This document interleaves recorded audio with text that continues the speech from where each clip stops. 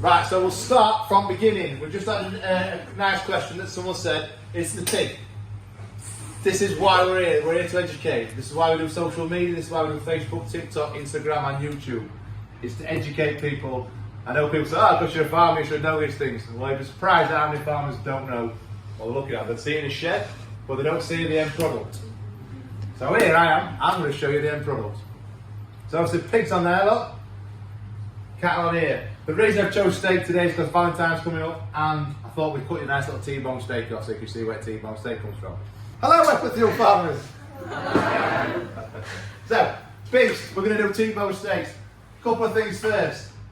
See this stamp here, GB2199. That's our number, that's the slaughterhouse number, that's this premises. GB2199, if you're seeing meat with that elf mark on it, means we can trace it back to these premises. This is a limit heifer. We only kill heifers here at Slackings. We kill bulls for the people, but for our shop and for our meat, we only kill heifers. The taste of meat out of an heifer is far better than a bull, by a mile. Bulls have a purpose in this world, but not in Slacking's shop. Just carry a bit of fat, aren't we all? So, nice top sides on there. Look, that's your top side. Look there. This is your shin. This is your shin. There's your Thor's hammer up there. These are your top side joints. This is your flanks, which we're going to cook for, which we dice up for mince. And inside here, you've got your fillet steak. And then you come down to your sirloin steaks on the end. And up there, look, is your rump. From its bone there to its tail there, that's its rump steak. So we'll whack it off and we'll have a look.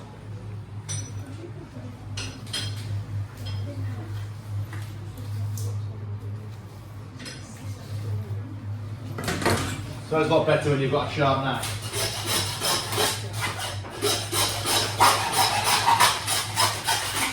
So that's your flank. Now cut that to length and how long you want your sirloin steak. So if you want a sirloin steak with a real long tail end in it, some people like to roll them in, they leave them longer. I like to cut them short so people aren't paying for that extra. And then we make a mark under the hip bone. And that's where we need to begin with saw.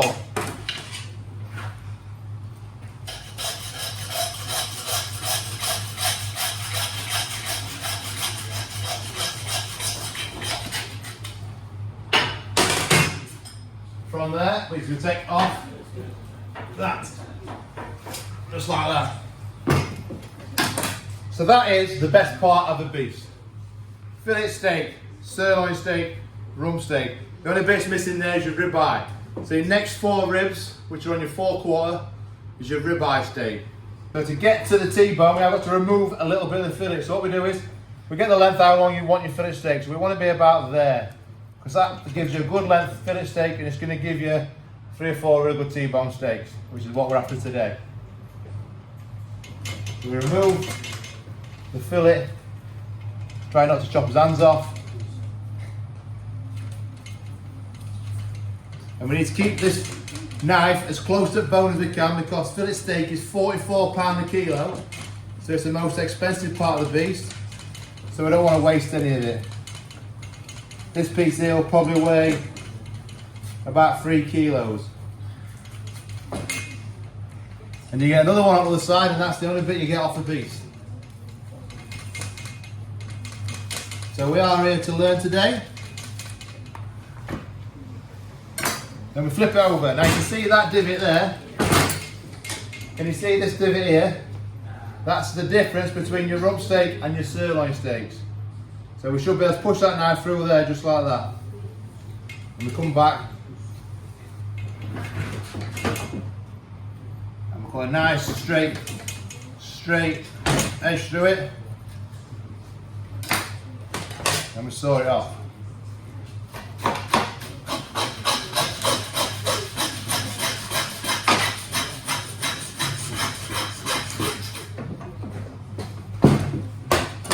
Now you can cut this rump steak on the bone or off the bone. We're going to leave it today because we're going to go in dry ager. So tomorrow I'm going to put that in my dry ager for another 4 weeks to hang. It'll be black as ace spade when it comes out, but once it's trimmed up it will be beautiful. So now you see, can you see where we took his fillet steak out there? We've got a little bit of a gap till we get to the T-bone. So again, we've got to saw that off.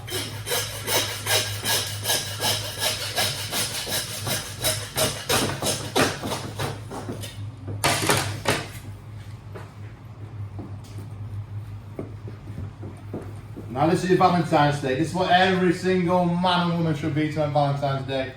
A nice fat juicy T-bone steak for sharing.